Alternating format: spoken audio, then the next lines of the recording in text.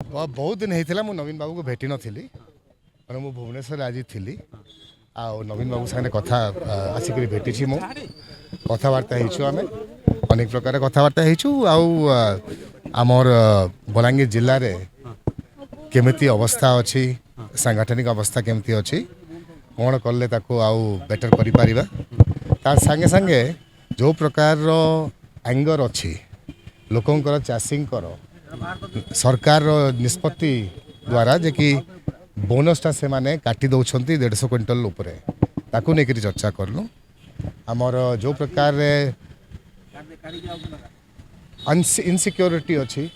महिला मान भितर जे कि नवीन बाबू कहते अनेक थर ताकू लेकर चर्चा है आगामी दिन में असेंबली भी आसो आम अनेक प्रकार कथबार्ता विषय चर्चा कलु।